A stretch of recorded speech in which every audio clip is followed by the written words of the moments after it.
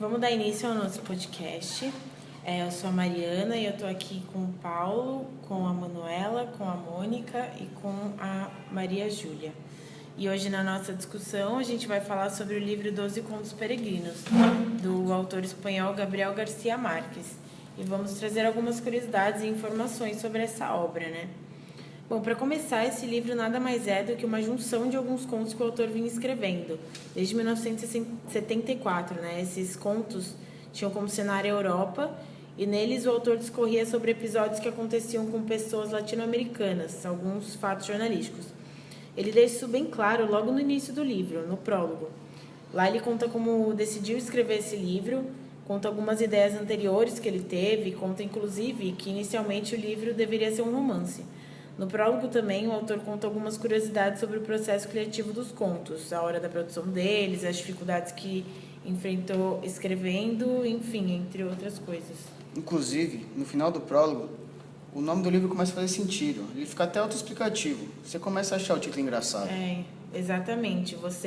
No começo você não entende direito o título do livro, né? Você pensa que é alguma coisa mais complexa, mas depois você descobre que esse livro é literalmente a persistência da peregrinação de 12 contos, né? São 12 contos sobreviventes. Então, no prólogo, o autor também resume em 2 frases a tarefa difícil que é escrever um conto. Ele diz que o esforço de escrever um conto curto é tão intenso como de começar um romance, porque no primeiro parágrafo de um romance você precisa definir tudo, estrutura, tom, estilo, longitude e às vezes até o caráter de algum personagem. Aí, pensando nisso, é verdade que, embora existem exceções, o conto apresenta uma história de ficção gerada em torno de um só conflito, com espaço bem delimitado, número de personagens pequeno, narrativa linear e curta e uma linguagem simples e direta. É verdade. Sim, Manu, em cada conto as histórias envolvem um pouco de cada protagonista. Por isso, há um espaço para detalhar os personagens de forma que o enredo se torna rico, apesar de curto. O leitor pode até não se identificar com a história em questão, lembrando que todos os contos narram vidas de latinos-americanos, mas não há como não se transportar para aquela época, aquele acontecimento. No primeiro conto, Boa Viagem, Senhor Presidente, o cuidado com o detalhamento já é notável, como no seguinte trecho. Estava de terno azul escuro, com listras brancas, colete de brocado e chapéu duro dos magistrados aposentados. Isso mesmo, Maju, você comentou sobre o detalhamento. No mesmo conto tem o seguinte trecho que deixa isso bem claro. Tinha um bigode altivo de mosqueteiro, o cabelo azulado e abundante com ondulações românticas. As mãos de arpistas com a aliança de viúvo no anular esquerdo, os olhos alegres. Exatamente, Mo. Ele é muito detalhista quanto à construção do cenário e os extras que o compõem. É isso mesmo. Outra característica dos contos é que há muito diálogo, visto que o formato de texto é um ótimo recurso para construir uma narrativa linear, como pede o gênero literário. No conto A Luz é como a água, a história já começa com um diálogo. E, no caso, a troca de palavras entre os personagens é curta, mantendo a linguagem simples e direta, o que é mais uma característica do conto.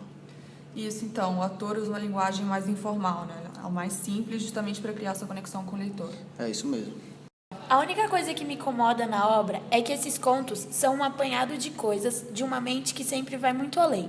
Marx se deixa fantasiar e escreve sobre o que bem entende, quer ele queira se aprofundar ou não no assunto.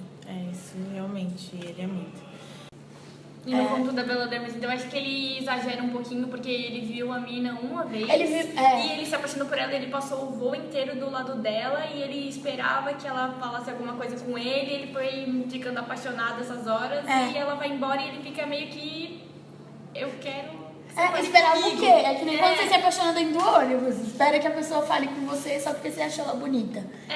Viajar também. E ele disse que ele cuidava dela esse tempo todo. Ele só não deixou acordarem ela, mas mesmo assim acordaram e ele ficou bravo com a situação, mas a menina nem sabia quem ele era.